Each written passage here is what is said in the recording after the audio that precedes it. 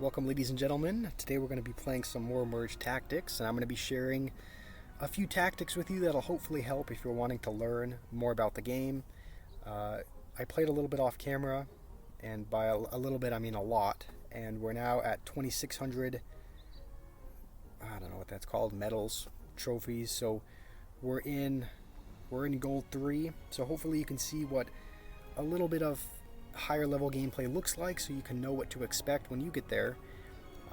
The first tactic that I want to share with you is that if you have Elixir Long unlocked, use him as your ruler, because one of the things I notice is that in a lot of the early leagues, in bronze and in silver, you'll see a lot of these cards. You'll see people using the Spirit Empress and the Goblin Queen, and you'll see a couple people use the King.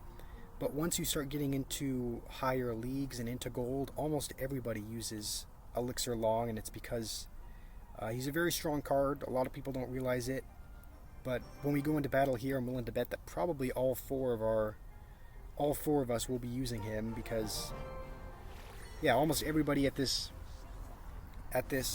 stage uses him. I didn't think he was very strong at first, but I found that it was really hard to win with anything else. I've tried swapping out for the Goblin Queen and the Spirit Empress, but it just seems like it's harder to win with any other ruler. So first tip, if you have Elixir Long, use him. I think you may find that it's easier to win. The second thing is, this is something that is true with regular Clash Royale as well, but it's even more true with Merge Tactics, is to... I've noticed that it is a lot more luck based. I'm sure people, if you've played it, you know what I'm talking about. If you haven't, maybe you've heard it, but there's a lot more that's out of your control, because in a regular Clash Royale game, you can choose the 8 cards in your deck. You know exactly what you're going into battle with. There are tons of tiles that you can, and tons of interactions that you can place your cards on. Really, the only things that you don't have control over is what your opponent plays and then what your starting hand is, but that's about it. Whereas with this, you're only given 3 options for cards, and you build your own deck as you go along. And sometimes, even if you have the Spirit Empress, and you kind of do that trick where you buy and sell constantly so that you essentially never run out of elixir, even if you do that, sometimes you'll just never get the cards that you need. And so there is a lot more chance and luck involved with, are you going to get good cards? Are you going to get cards that fit your traits or not? So I guess when you go into this game, expect that it's going to be more volatile. Even if you're really, really good, it's going to be hard to be really consistently good, because there's more that's out of your control. So just expect to win a lot, and then expect to lose a lot, and expect it to be more volatile, because that is going to be something that I've seen in this game mode.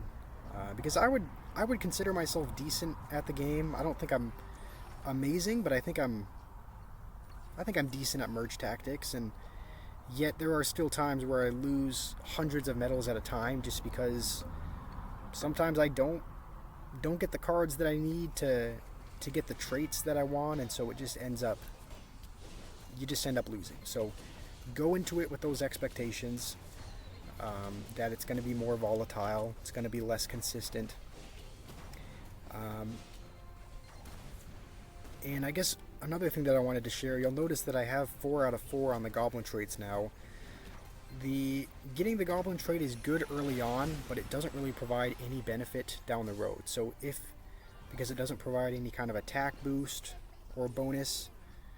So if you are going to have the Goblin trait, try to sell ones that you don't need a little bit down the road, because they don't really provide any attack benefit. They don't provide anything like that. So don't keep them for through the entire game, is what I'm saying.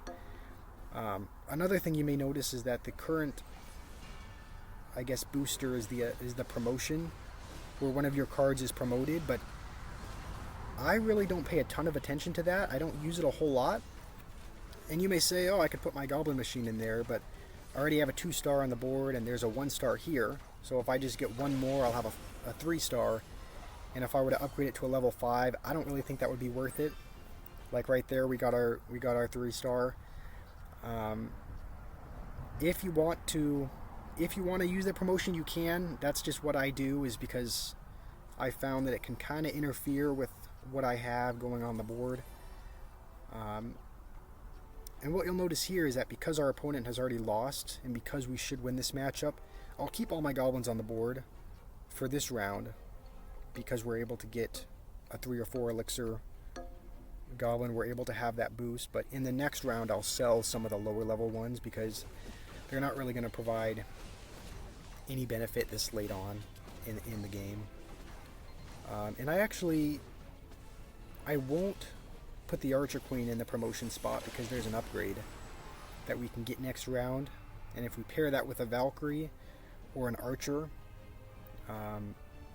that'll be really strong. So that's what we'll aim for next time. So next round we will get a Dark Goblin. We'll sell the Skeleton King as well as these 2 goblins, and we'll try to get a Valkyrie here. We could have gotten the Barb. That actually probably would have been that would have been a good choice. But we'll get the Skeleton Dragons just so we can have the Ranger upgrade, and then we'll also have the Thrower upgrade with these 2. I'm not feeling great about this. I probably should have taken the Barb so that we would have gotten the Clan upgrade. But the good news is that he does have a lot of troops kind of bunched together, and the Baby Dragon does do a good amount of splash damage. So hopefully we can win this and make it on to the next round, but I'm not super... Okay, looks like we do get lucky and make it on to the next round. I think what I'm going to try to aim for is we're going to get the Skeleton King, and hopefully we can get a Valkyrie as well, so that we can get the 4-star Juggernaut, and we don't.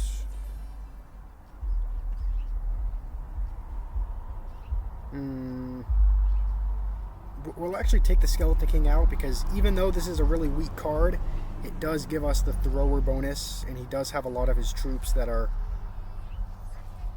bunched together up there. So we will do that.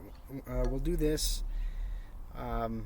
Hopefully the Baby Dragon's able to splash a decent bit, but I'm not expecting to win here.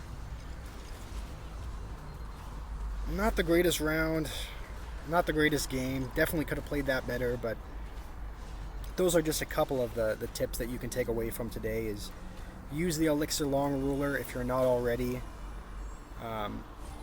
Try to aim for the Clan bonus, the Goblin bonus, or the Ranger bonus early on, because those are 3 really strong traits that I usually aim for. Anyway, I hope you guys have a great Sunday. Hopefully I'll do better in the next Merge Tactics video, but I'll see you guys soon.